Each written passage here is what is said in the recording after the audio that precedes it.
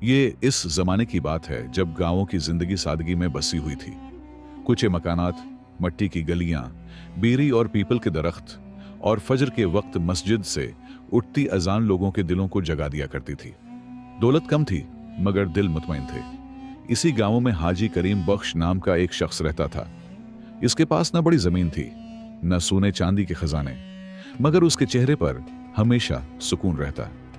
वो एक सादा सा किसान था जो अपने हाथों से जमीन काश्त करता, हलाल कमाता और अल्लाह का शुक्र अदा करता। हाजी करीम बख्श की बीवी फातिमा बीबी नहायत सादा और नेक औरत थी। उनके घर में न कीमती बर्तन थे न रेशमी कपड़े, मगर मोहब्बत और इत्मीनान की कोई कमी न थी। एक साल बारिश कम हुई, फसल आधी रह गई। गांवों के कई लोग परेशान हो गए। कुछ ने कर्ज लेना शुरू कर दिया, कुछ ने शिकायतें की। मगर हाजी करीम बख्श ने कहा, जो मिला है असी में शुक्र है, अल्लाह बेहतर जानता है। वो अपनी आधी फसल भी पड़ोसियों में बांट देता जो उससे भी ज्यादा महताज थे। एक दिन शहर से एक दौर का रिश्तेदार आया।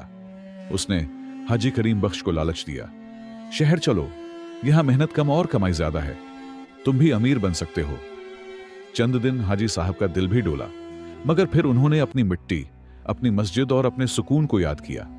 उन्होंने जवाब दिया, मुझे दौलत नहीं, सुकून चाहिए। वक्त गुजरता गया।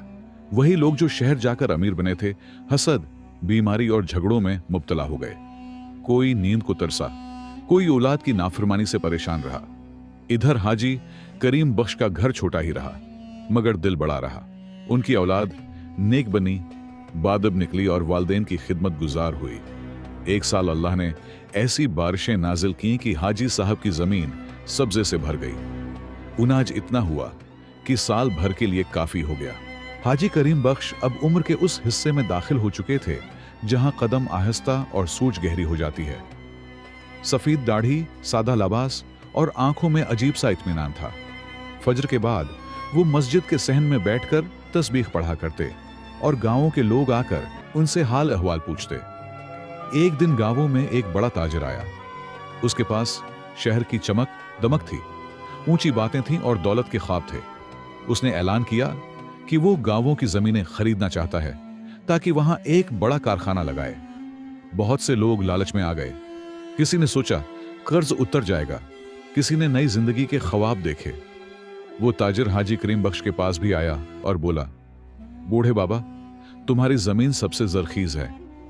मैं तुम्हें इतनी रकम दूंगा कि तुम्हारी 7 नस्लें आराम से रहेंगी। हाजी करीम बख्श ने जमीन की मिट्टी हाथ में ली, उसे चौमा और आहिस्ता से कहा, बेटा, यह जमीन सिर्फ खेती नहीं, मेरी पहचान है। उसी शाम गांवों की मस्जिद में लोगों का मजमा लग गया। बहस होने लगी। कारखाना आएगा तो रोजगार बढ़ेगा, मगर शूर, धुआं और लड़ाइयां भी आएंगी। सबकी नजरें हाजी करीम बख्श पर जा ठहरे। उन्होंने कहा, जो फैसला करो सोच समझ कर करो, दौलत आए तो दिल न बिके। वक्त का पर्दा हटता है। कुछ लोगों ने जमीन बेच दी। शुरू में सब खुश थे, पैसा आया, पक्के घर बने, मगर सुकून जाता रहा। कारखाने के धुएं से फसलें खराब होने लगे, बीमारियां फैलने लगे और झगड़े आम हो गए। जिन्होंने जमीन न बेची उनमें हाजी करीम बख्श भी थे। उनकी फसल कम जरूर हुई, मगर दिल मुतमईन रहा। वो अब भी पड़ोसियों का ख्याल रखते, बीमारों के लिए दुआ करते। एक दिन हाजी करीम बख्श बीमार पड़ गए। गांवों के लोग तीमारदारी को आए।